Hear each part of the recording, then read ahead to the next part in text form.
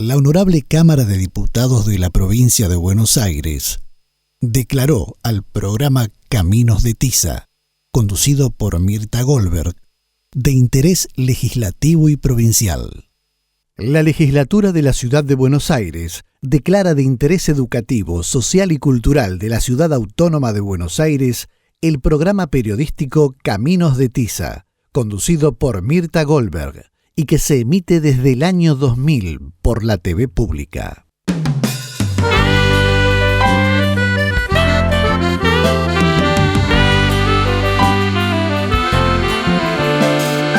Es mucho más que los múltiplos de 7. ¿Qué tal? ¿Cómo les va? Les doy la bienvenida a todas y todos. Y les recuerdo que hay escuelas llamadas alternativas al sistema educativo formal y nosotros hemos ido conociendo muchas de ellas a lo largo del programa. Hemos ido a conocer las escuelas Waldorf, Montessori, fuimos a conocer en Capilla del Monte en Córdoba la escuela cooperativa Olga Cossettini y se pueden considerar también escuelas alternativas los bachilleratos populares, la escuela de reingreso de Barracas en la ciudad de Buenos Aires, las escuelas no graduadas. Pero hoy vamos a conocer las escuelas experimentales, cómo trabajan, cómo funcionan, cuál es la propuesta. Enseguida comenzamos. Prefiero querer a poder, palpar a pisar, ganar a perder, besar a reír, bailar a desfilar y disfrutar a medir. Prefiero volar a correr, hacer a pensar, amar a querer, tomar a pedir, que antes que nada soy partidario de vivir. Bueno, ¿qué disfrute transmite este tema de Serrat? Sobre todo cuando dice: prefiero besar a reñir, bailar a desfilar, volar a correr, antes que nada soy partidario de vivir. Y lo elegimos porque seguramente tiene bastante que ver con la propuesta de las escuelas experimentales. Le doy la bienvenida a Juan Carlos Videla, Pablo Perazo, también. Gracias.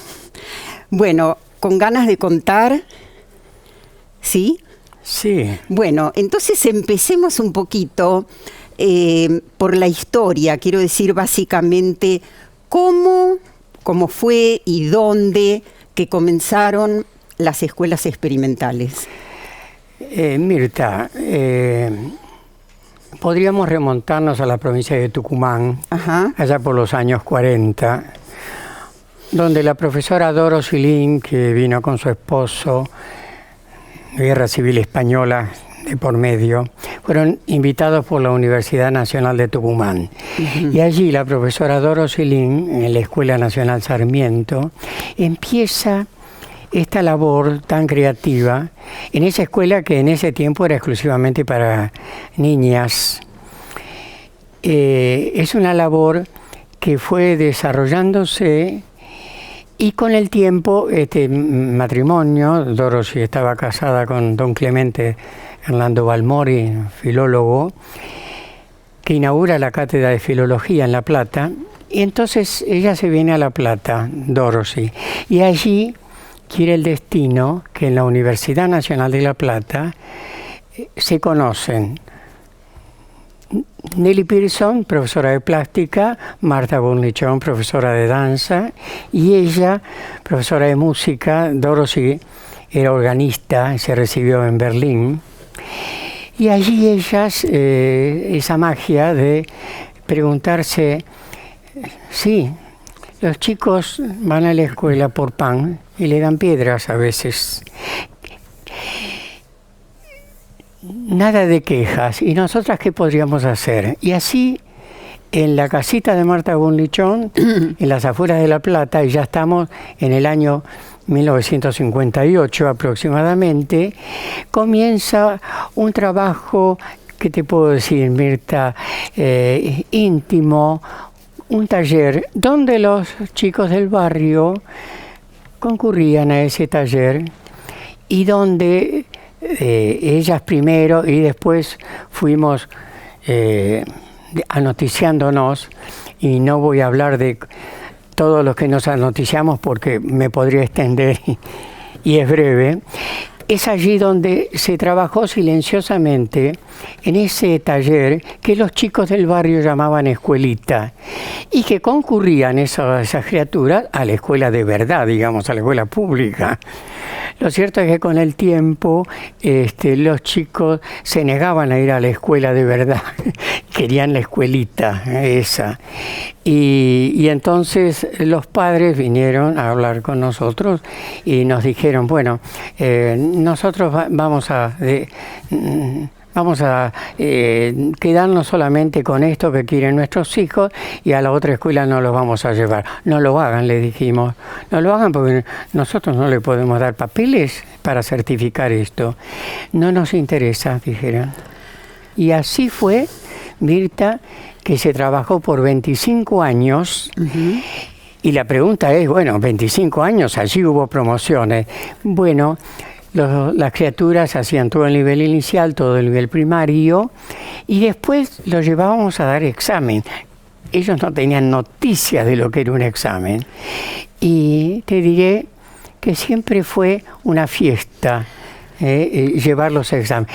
Así hasta el año 1983, que el Gobierno Nacional, que toma conocimiento de esta labor, a través de quien fue un ser entrañable, la profesora Zucarino, que fue secretaria nacional de Educación, en el gobierno del doctor Raúl Alfonsín. Claro, año 83. Y él entonces, a través de la profesora Zucarino, nos hacen llamar y la profesora Zucarino conocía muy bien este trabajo porque era vecina de Nelly Pearson en los pagos de Bransen. Uh-huh. Y es allí donde, en síntesis, nos dijo... Pasan a ser reconocidas por el ministerio. En realidad, ni siquiera reconocimiento.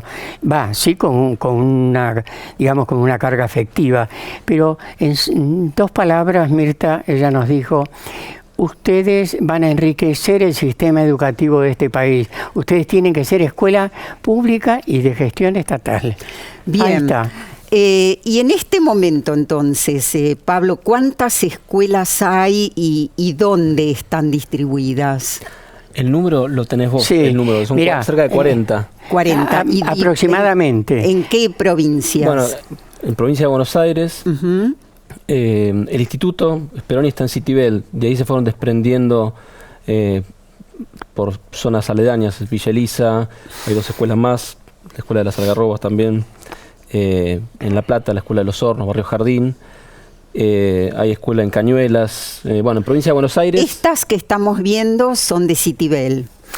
Sí, este es el instituto Speroni. Ahí está, sí. Uh-huh. Este es el instituto. Bien, o sea, lo que ya estamos viendo es que es un espacio físico diferente al de muchas escuelas, sobre todo de las situadas en plenas ciudades, ¿no? Uh-huh. O sea que hay espacio generoso por un lado, sí, de tierra, de verde, y entonces algo importante, la escuela hoy son escuelas que sostiene el Ministerio de Educación en cada... Son públicas de gestión estatal. Son públicas de gestión estatal, bien. ¿Y cómo ingresan los chicos? Bueno, Pablo, te doy la palabra. Se hace en tiempo de inscripciones, hacia fin de año. Uh-huh. Se abre la inscripción y vienen de todos los niveles y en todos los cursos, independientemente de que tengamos vacantes o no.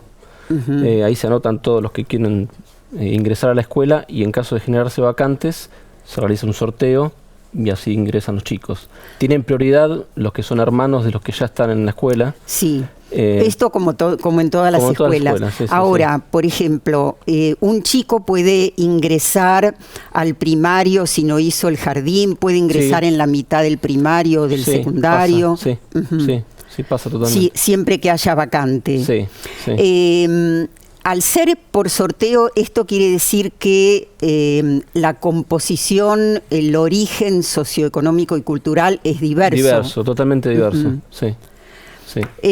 Ahora, ustedes consideran que las escuelas experimentales son alternativas.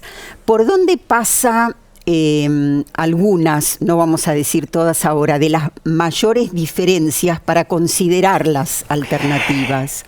Mira, Mirta,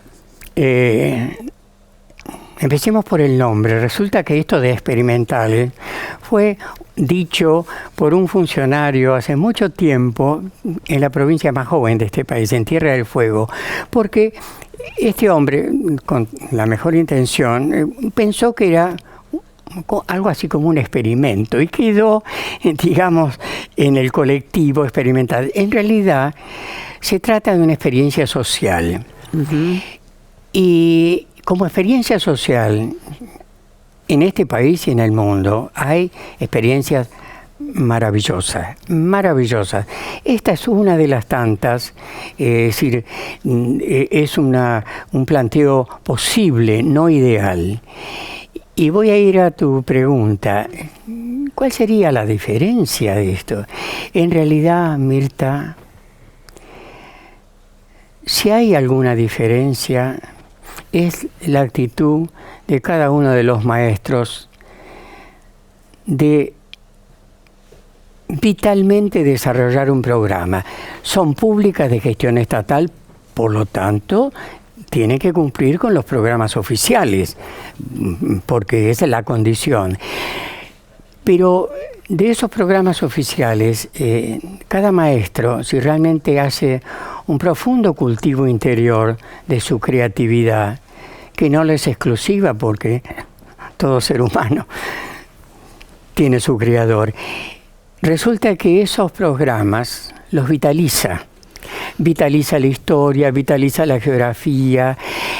Y eso no es exclusivo de esta propuesta, porque vos vas a cualquier escuela y si hay un maestro realmente con profunda vocación, eso que le toca, Mirta, lo va a vitalizar. Bueno, yo creo que maestros con profunda vocación puede haber en todas las escuelas, ¿no? Sí.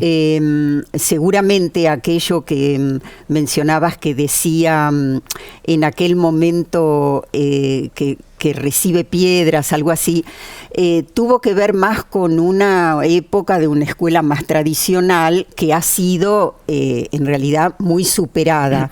Esto no quiere decir que sea homogéneo, ni que todos los docentes trabajan igual, ni que todas las escuelas sean iguales, pero me parece que ha habido avances enormes. Ahora te pregunto, Pablo, ¿cómo son los roles en la escuela? O sea, ¿hay personal de conducción? ¿Hay, como en las otras escuelas, digamos, hay docentes y entonces también hay secretaria, vicedirectora, directora? ¿Es así?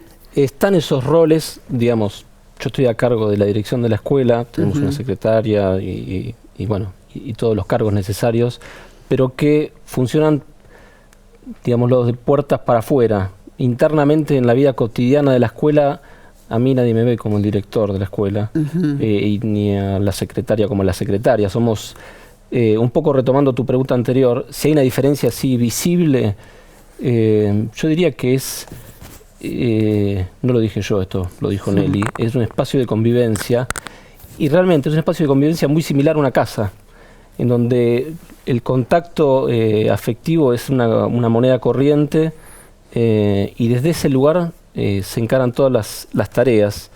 Entonces esos roles sí están, pero por ejemplo, no tenemos personal de limpieza. Entonces nosotros después de cada clase limpiamos el salón, los chicos tienen también asignadas algunas tareas de limpieza, como barrer el suelo con un escobillón, o lavar las tazas después del té. ¿Los chicos almuerzan en la escuela? Los chicos, en el caso del secundario, que son los que se quedan por ahí pasado el mediodía, tienen un espacio de almuerzo, sí, que ellos se traen su comida y eventualmente nosotros hacemos comida para todos también. En este caso los viernes ahora estamos en la escuela de Citibel, porque cada escuela es distinta, ¿no? Pero sí, la escuela es un espacio donde también almorzamos. O sea, los chicos, digamos, pueden recurrir a cualquier docente. A cualquier maestro, a cualquier profesor, por cualquier situación. Por eso las puertas de acceso que tienen para comunicarse los chicos son muchas. No hay una oficina del director, por ejemplo. Bien. Son espacios abiertos. Bueno, vos ahí reconocías un poco el edificio, que ya tenía otro encuadre. Nosotros vamos a escuchar ahora, y a lo mejor ustedes lo conocen, a uno de los maestros de Ushuaia. Creo que la escuela es la de las lengas, ¿puede ser? Sí, sí. Se llama Diego López Silva, y esto es lo que nos dice.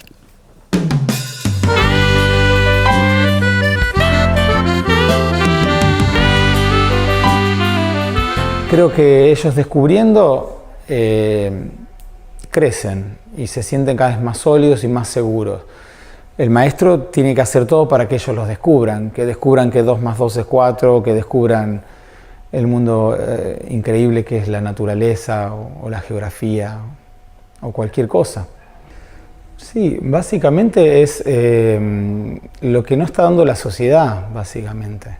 Y son cosas que lo has visto hoy a la mañana en el silencio, el modo de ver las cosas pausadas, del esperar al otro, tenerlo en cuenta, que cada uno va a distintos tiempos, que no hay presiones de quién vale más que otro, o sea que no está la competencia planteada desde el inicio de ningún tipo, no hay exámenes. Entonces, por un lado es muy descontracturado toda esa situación.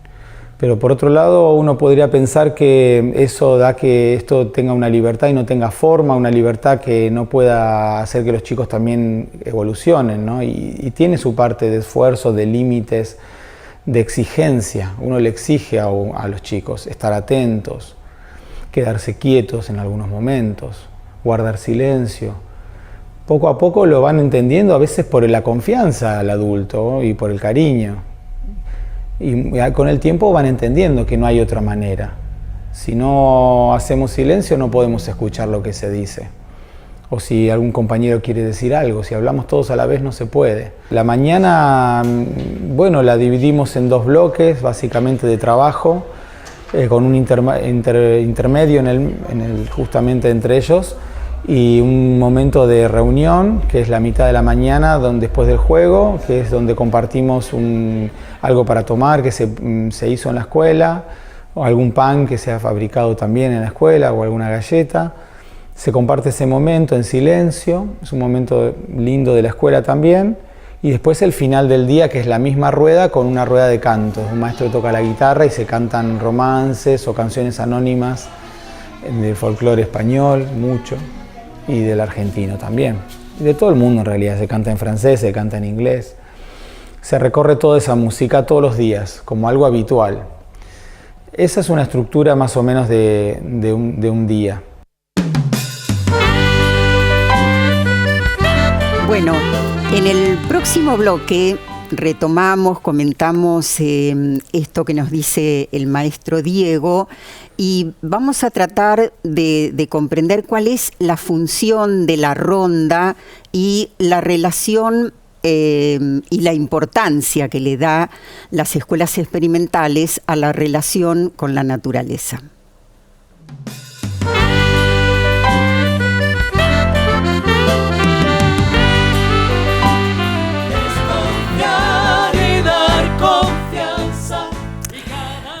Bueno, había quedado en suspenso preguntarles a nuestros invitados por qué los chicos trabajan en el suelo, por qué trabajan en ronda, si esto fue tomado de algún lugar, si es una influencia de algún lugar, si es una creación propia.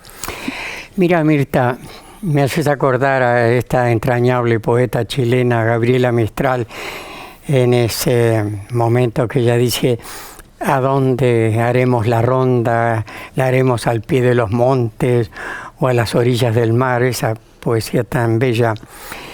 En realidad, esa ronda es una ronda en un sentido profundo de comunión. Ujú.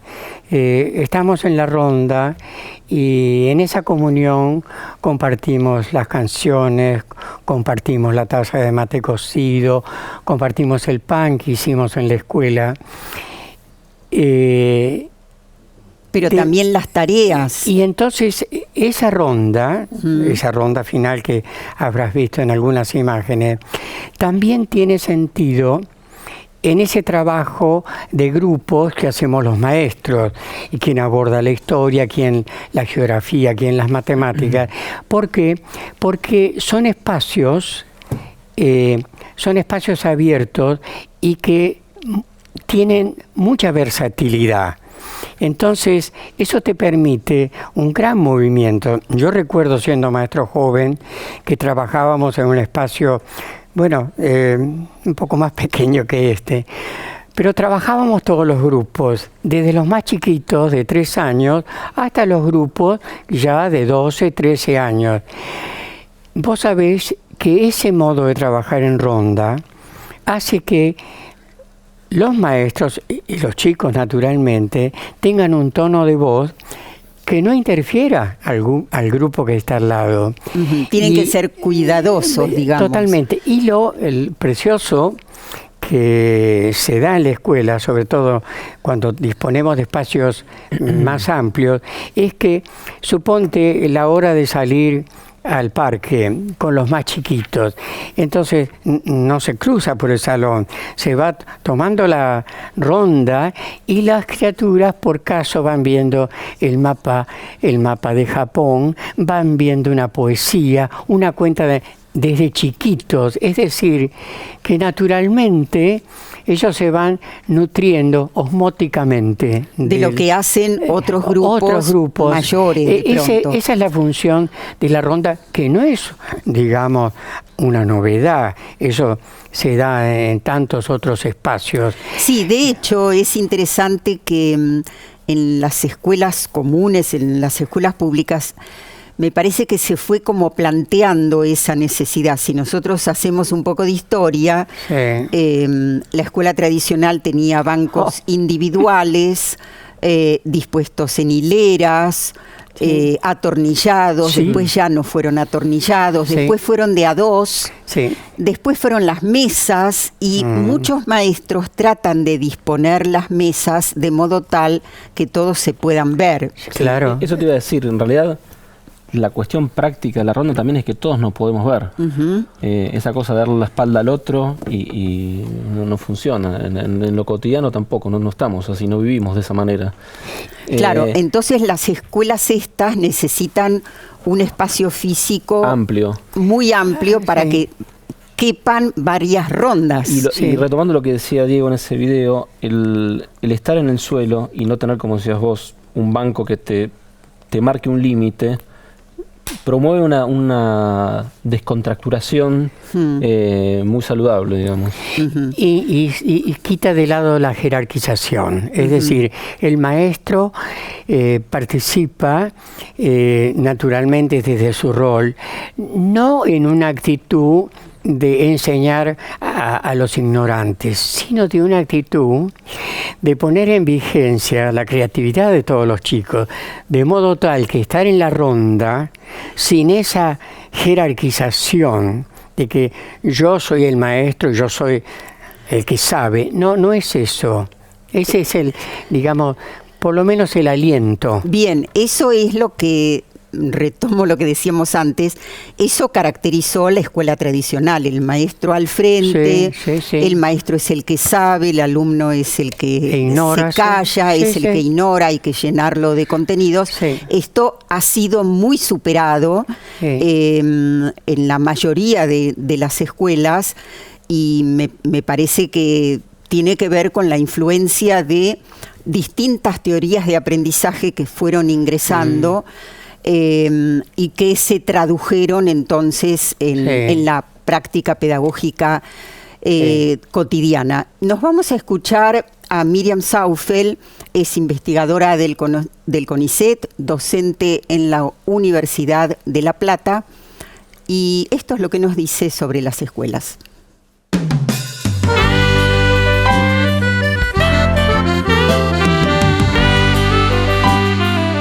El nudo de su propuesta pedagógica estuvo centrado en respetar más el tiempo madurativo de niñas y niños, que no es homogéneo y que a veces la escuela convencional no termina de reconocer, y más bien poder organizarse en un tránsito por la escolaridad que respetara más el autotempo.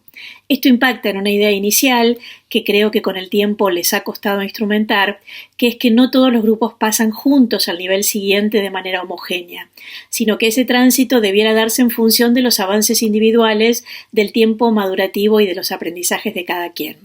Por eso, a las y los estudiantes de esas escuelas solía costarles decir estoy en tercer grado o en cuarto grado, sino que trabajan con niveles por grupo, 1, 2, 3, pero finalmente para hablar con las personas socializadas en el formato escolar hegemónico tenían que terminar generando una equivalencia, diciendo estoy en segundo, en grupo 2, o sea que sería el tercer grado de la escuela común.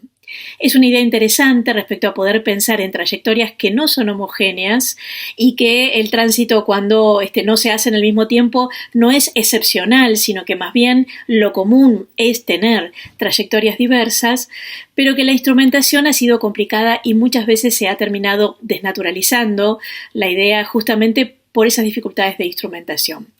La propuesta no incluye exámenes ni calificaciones numéricas, las que en pedagogía se llaman sumativas, se evalúa con aprobación en un seguimiento individual de las y los estudiantes. Junto con eso se planteó la modificación del espacio físico escolar que permitiera una movilidad de las personas y por lo tanto el impacto que eso tiene en la estructura de poder en el lugar en el que se sitúa el conocimiento, en el aula, en el tipo de relaciones jerárquicas que se producen en el aula. Eso supuso, por ejemplo, el no uso de ciertos dispositivos físicos en el espacio del aula, como el pupitre u otros, o sillas o mesas, como convencionalmente se usa. También se ha buscado insertarlas en espacios verdes para que el recreo sea en un lugar parquizado y natural. Y asimismo se usa una especie de guardapolvo que no es indispensable, pero que se suele usar, que no es blanco, sino azul o gris oscuro, más acorde a cómo se ensucian las prendas en el uso cotidiano. A mi entender hay elementos interesantes, positivos de estas propuestas, otros que plantean tensiones y otros que son problemáticos.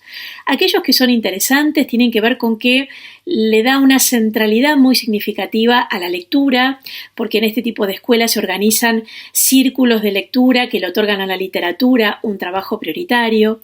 También es una propuesta que le ha dado un lugar significativo a la formación en artes, el arte como base para la formación de una sensibilidad que permita ir desde allí incorporando otros saberes, el diálogo con otro tipo de saberes. Y por otro lado hay aspectos de la cotidianidad escolar que plantean una noción de vida comunitaria compartida con el esfuerzo de todos, que se ve, por ejemplo, en que las y los docentes y estudiantes participan de la preparación de la comida que luego van a comer todos, así como la limpieza de la escuela, etc. Esta noción de vinculación comunitaria ha buscado trazar puentes con las comunidades en las que se inserta, pero con una serie de repertorios culturales acotados, la idea de las danzas circulares, las rondas, los círculos de lectura, etc.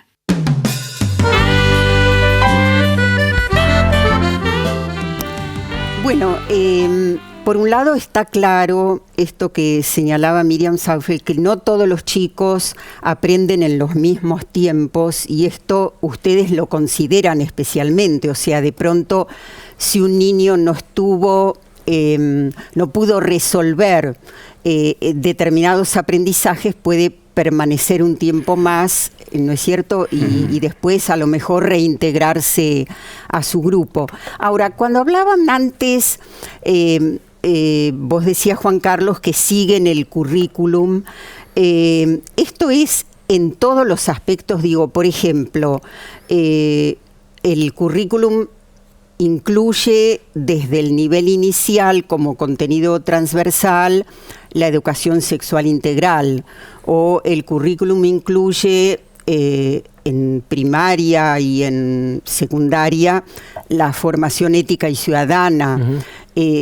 ¿Esto está contemplado? Totalmente, Mirta, totalmente, porque no hay que plantearlo como una novedad, es fundamental en el desarrollo de toda persona. Y si está en una escuela, tener la posibilidad de esos momentos iniciáticos en la vida del hombre, como llegar a la adolescencia,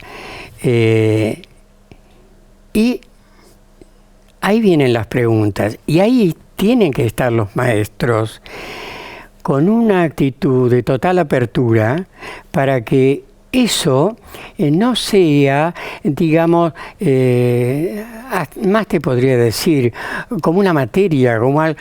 No, eso tiene que atravesar.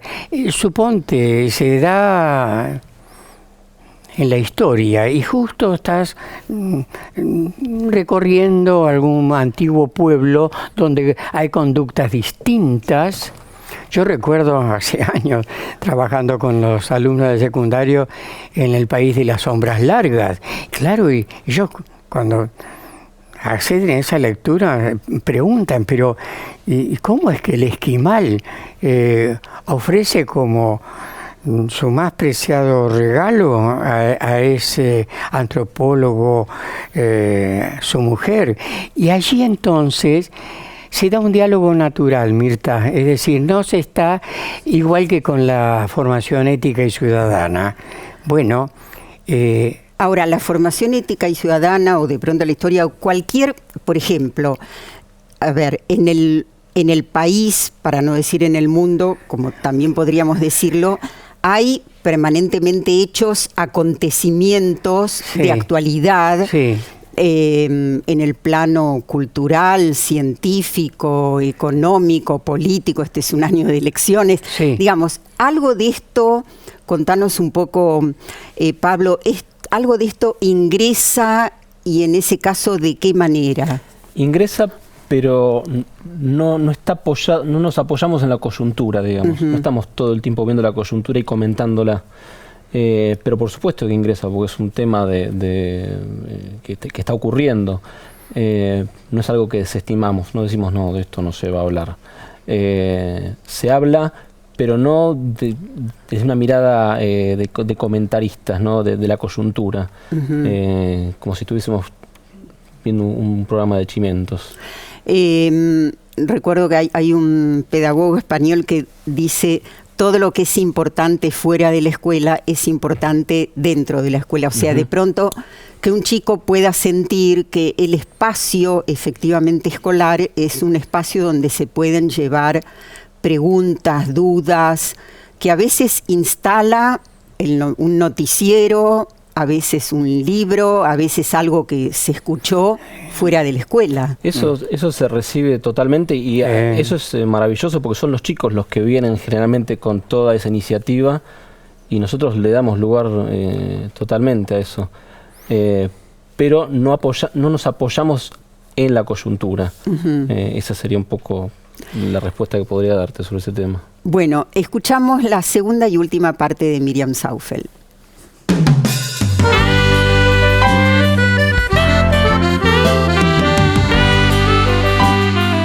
Hay tensiones también significativas que aparecen habitualmente en relación a los lugares de la administración escolar respecto a esta modalidad de escuelas, porque tienen un currículum organizado de manera diferente, y eso genera muchos problemas para elaborar trayectorias comunes con el resto del sistema escolar. También lo que plantea muchas tensiones es que se ha tendido a formar a sus propios docentes en esa misma lógica escolar, lo cual plantea también dificultades para dialogar con otras experiencias docentes y con otras perspectivas pedagógicas, en definitiva con otras maneras de pensar la escuela. Si bien las escuelas no tienen restricciones de ingreso, ese es otro elemento que plantea tensión, y no usan sanciones disciplinarias tradicionales, el modelo encarna una serie de valores que difícilmente se ponen en discusión, o difícilmente se abren a otras perspectivas. Por ejemplo, ha habido situaciones en las que la escuela reaccionó contraria y muy tajantemente respecto a que los y los estudiantes usaran piercings o tatuajes y esas formas de expresión de la cultura contemporánea. Respecto a los elementos problemáticos, si bien hay una mirada sobre las artes, sobre el aporte significativo que los lenguajes artísticos suponen, por lo general también hay una mirada muy ligada a la producción artística que no es contemporánea, sino más bien de los siglos anteriores. En lugar de recuperar y dialogar con la producción artística contemporánea o al menos recientes, las referencias suelen ser de mucho tiempo atrás, el cancionero del siglo XV español, por ejemplo. Hay en ese sentido una mirada como dicotómica entre los saberes artísticos que la escuela reconoce como valiosos y otros que son considerados de cultura, llamados por ellos mismos de cultura popular, con cierto desdén a este segundo núcleo de saberes. Y vinculado con ello también hay una mirada que toma distancia de las tecnologías. De hecho, la informática, que forma parte del currículum de la escuela común en la Argentina, no tiene presencia allí o la tiene de manera muy atenuada. En general es un tipo de escolaridad que se cierra un poco sobre sí misma y sobre un conjunto de experiencias culturales que ha considerado valiosa, pero le cuesta dialogar y generar puentes con otras concepciones y con las manifestaciones emergentes de la vida contemporánea.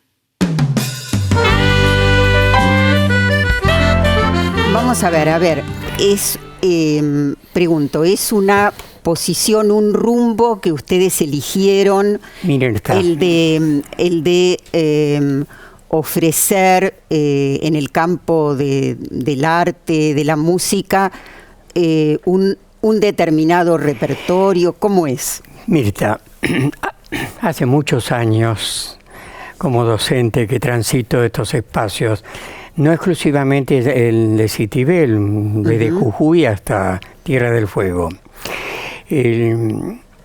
Aquí la profesora que habló recién, ella está como espectadora, muy atenta, pero la situación entre el espectador y el participante es una distancia enorme, Mirta. Le he escuchado con toda atención y me doy cuenta que si ella participara de nuestra vida cotidiana, hay muchas cosas que tal vez podría decir, esto es distinto. Por caso, dice, ellos, voy a tomar el rol de la profesora, dice, bueno, se nutren de un caudal antiguo, romances, baladas, antiguas canciones, y nos dan otro espacio. La vida cotidiana que tenemos da todos los espacios, más te digo, tenemos bateristas, los que tienen guitarra eléctrica, hacen unas audiciones preciosas en la escuela, naturalmente que no son ni romances ni antiguas baladas, pero son... Puede haber un rap, por ejemplo. Pero sin duda, porque si tiene calidad, no hay por qué descartarlo. El asunto es que uno tenga discernimiento para saber qué es lo que tiene sentido y qué es lo que no tiene sentido. Pero el caso es que también, pongo el acento, además de que hay una gran apertura en ese sentido, también hay una gran apertura en la cuestión plástica, porque la profesora señalaba, hay como una mirada antigua, Rembrandt, Velázquez y tantos otros. Yo te voy a decir, Mirta, venía a la escuela y vas a ver unas recreaciones de unos Picassos, pero que son bellísimas, unas recreaciones de Degas que son bellísimas. Es decir, que la profesora, con una mirada muy atenta, ella está de espectador y nos pasa a todos en todos los aspectos. Si uno está de espectador, tiene una mirada muy inteligente, la de esa profesora, muy distinta si ella fuera participante. A ver, pregunto, por ejemplo, ¿se hacen desde la escuela con cualquiera de los niveles salidas a otros lugares y en ese caso a cuáles? A hospitales, por caso, vamos con los chicos, jugamos al ajedrez, llevamos... digamos, ¿para qué van? Vamos para esa función de acordarse que la escuela no son las cuatro paredes. La escuela es la escuela de la vida. ¿Qué otro tipo de lugares? Vamos, ya te digo, hospitales, geriátricos, llevamos teatro, también llevamos teatros de títeres, participan chicos de, digamos, 10, 11, 12 años, participamos los mayores, hacemos teatro con los alumnos del magisterio, es decir, es un espacio abierto. Perdón, Sí. además digo de las salidas que decía Carlitos, vamos a funciones de teatro, al Museo de Ciencias Naturales. El otro día por caso estuvimos ahí en Gonet hay un espacio que es el SIC, que es un centro de investigación científica, creo que estoy diciendo bien las siglas, donde hay un laboratorio de acústica y luminotecnia, y ahí fuimos con un grupo también. O sea, no estamos replegados en nuestro micromundo y a museos fuera. De arte, por ejemplo. Totalmente, bueno, en todos lados hay. Sí. Acá el Museo de Bellas Artes venimos sistemáticamente todos los años con los grupos más grandes generalmente, o bueno, al Cementerio de la Recoleta hacemos una y con vuelta frecuencia también al Teatro Colón. Al Teatro Colón. Con mucha frecuencia. Sí. Y, por ejemplo, bueno, ustedes forman a los docentes que van a trabajar en la escuela.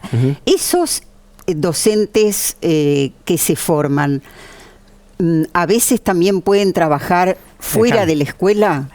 Mirta, querida, los docentes se reciben en un programa oficial, es decir, un título oficial que los habilita a ser docentes en cualquier escuela del país y también en otro país. Mira, por caso, hace unos años, una maestra que se recibió de nosotros revalidó su título en el estado de Nueva Jersey. O sea, a ver, la formación docente que dan ustedes es reconocida. No es reconocida, es como cualquier otro maestro. Claro, es un instituto de formación docente. En nuestro caso de profesor de primaria, y eso los habilita a dar clase en cualquier escuela. En realidad. Bueno, a los docentes y también algunos ex alumnos los vamos a escuchar en el próximo y último bloque. Ahí está. Ciencia y corazones, suena escuela, es confiar y dar confianza, más que teoremas. Habíamos escuchado en el primer bloque un docente de Ushuaia, nos vamos ahora a escuchar a uno de Citibel.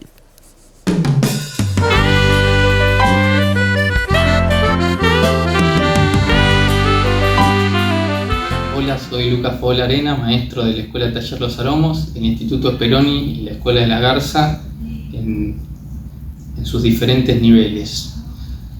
En cuanto a mi experiencia como maestro de la escuela, decir que fui alumno de la escuela, en ningún momento tenía pensado acercarme más adelante desde este otro lugar, pero en un momento me invitaron y acepté, empecé a venir una vez por semana y así ya pasaron más de 15 años. Lo que resulta atractivo de la escuela, digamos, interesante, es el hecho de que no fue pensado originalmente como una propuesta pedagógica educativa, sino más bien como una actitud frente a la vida. Eso decían las maestras que empezaron con esta experiencia. Y a su vez el encontrarse en este espacio e ir conviviendo con todas las personas que estaban, con los maestros y con los alumnos, y hacer todo lo necesario en la vida cotidiana, sin que haya diferentes jerarquías en cuanto a las actividades. Entonces, te podías juntar con maestros para estudiar algo, es lo que hacemos, digamos, nos juntamos a estudiar algo, a preparar material, a limpiar la escuela, a cortar el pasto, lo que haga falta. Y también nos encontramos desde un lugar que es tratar de tener la misma actitud y los mismos gestos con todos y para con todo. Eso a mí lo que me resultó trascendente es el hecho de que con todas las personas se puede compartir, si uno se centra en lo que hay que hacer, porque en el fondo somos todos en esencia más o menos lo mismo, estamos en el intento. Y en cuanto a las cosas que hay para hacer en la escuela, eso cuando nació se veía claramente en los chicos, que ellos tienen la misma actitud y el mismo gesto con todas las personas y con todo lo que haya que hacer. Hacer matemáticas, limpiar, cocinar, lo que sea. Entonces lo que te permite la escuela es que cuando abrís la tranquera a la mañana todos los días es un mundo de posibilidades y de alguna manera el límite somos nosotros. Son las cosas que no te das cuenta, pero en cuanto empezás a hacer una obra de teatro o digamos, o venir a pintar el piso de la escuela, los chicos te acompañan y la cosa marcha. El tema es, bueno, darnos cuenta que es una de las cosas que la escuela te permite, que es importante estar y hacer. Bueno, Lucas es sin duda un docente comprometido con el proyecto, identificado con el proyecto, y hay algo interesante que él decía, que cuando los chicos ven, digamos, los adultos de la escuela son referentes para los chicos. Contanos, Pablo, por ejemplo, ¿cómo es una clase de historia? Quiero decir, ¿el docente da clases, se apoyan en libros de texto? ¿Cómo es? Sí, por supuesto ese profesor o maestro ya tiene su planificación o sus ejes diagramados para el año que van en concordancia con el diseño curricular, como decía Carlitos. Pero, por ejemplo, no usamos manuales. Entonces, toda la bibliografía es elegida por cada maestro. Y eventualmente, por supuesto, si hay chicos que proponen algún libro, también lo tomamos como una posibilidad. Pero después, en la clase concreta, sí, me ibas a decir algo. Claro que la bibliografía, vos decís, es elegida por los docentes. ¿Son libros en ese caso? ¿Son capítulos? ¿Cómo es? Pueden ser las dos cosas. Pueden ser un libro completo, pueden ser capítulos, fragmentos, pueden ser películas. No es solamente el soporte de papel, sino que puede ser ir a una visita a algún museo también. Eso es parte de la clase también, que propiciamos, que queremos que pase. Y, por ejemplo, si hay algún conflicto, como naturalmente sucede cuando hay muchas personas, no hace falta que haya muchas para que haya conflicto, los conflictos pueden ser muy diversos, lo que es interesante siempre es cómo se resuelven. ¿Qué tipo de conflictos aparecen y cómo los resuelven? Mira, Mirta, un trabajo profundo requiere esa fragua, llamémosle conflicto. ¿Por qué es la fragua? Es decir, si uno le teme al conflicto, está dejando de lado un tesoro, que es la fragua, porque ese conflicto, si uno lo mira de un modo vital, nos está interrogando.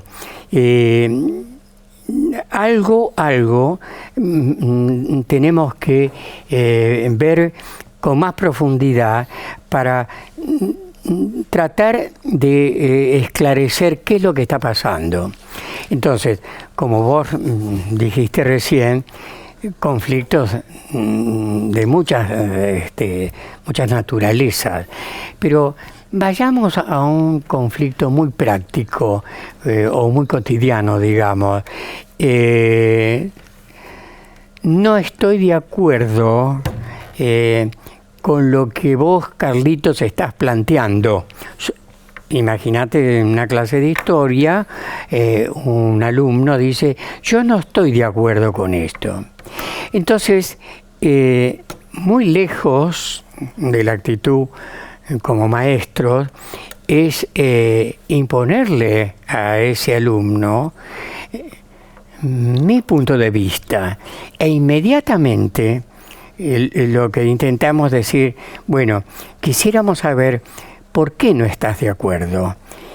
¿Qué es lo que a vos o te hiere o te pone en una situación de malestar? Y a partir de ahí, Mirta, yo te digo que se suceden situaciones elocuentemente vitales, porque también el maestro, ante esa pregunta sincera, tiene que revisar, a ver, ¿cómo estoy desplegando este coloquio? Bueno, porque el disenso siempre es interesante, porque si no, siempre se estaría repitiendo lo mismo.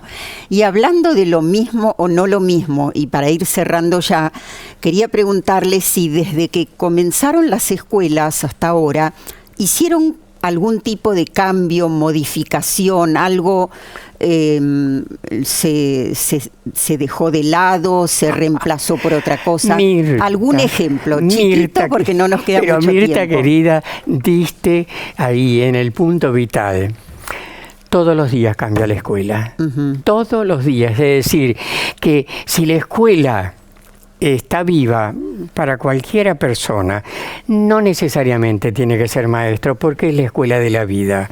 El camionero es maestro, el almacenero es maestro, porque cada uno de nosotros tiene que honrar el trabajo que le toca en esta vida.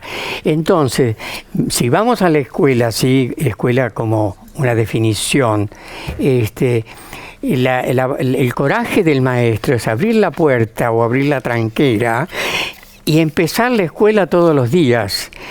Ahí está el punto. Cambiamos a cada instante. Bueno, eso me parece que es interesante, se llame ayornamiento o como se llame, pero ir, digamos, al ritmo de los cambios que hay alrededor también de la escuela. No tenemos tiempo, ¿qué hacemos? Gracias por la invitación, Mirta. Nos gustaría mostrar estas publicaciones de ustedes, canciones, romances y baladas. Acá en este libro está la letra y está también justamente ese tema sobre la ronda al que hiciste mención, y viene con un CD que cantan los propios alumnos. En realidad acá canta la maestra tan querida Nelly Pearson, para que aquellos que no conocen estas canciones, estos romances, estas baladas, puedan ir entrando a esa ronda. Bien. Me despido de ustedes. Nos ayudaron mucho a conocer las escuelas experimentales, llamadas en algunos lugares pedagógicas, que implican no hacer experimentos, sino más bien hacer todos experiencia sobre la marcha. Y nos vamos a despedir de todos. Yo me quedo pensando que no todas las escuelas son para todos los alumnos. Hay niños que necesitan doble jornada por distintos motivos, otros no pueden soportarla. Hay escuelas con orientación en arte, hay escuelas técnicas. En este sentido, me parece totalmente válido que haya la opción de escuelas alternativas, y que estas escuelas alternativas a lo mejor no es necesario que otros las repliquen, pero sí me parece interesante el intercambio de unas con otras. Gracias, hasta la próxima semana. Auspició este programa CETERA, Confederación de Trabajadores de la Educación de la República Argentina. SUTEBA, Sindicato Unificado de Trabajadores de la Educación de Buenos Aires, acompaña este programa.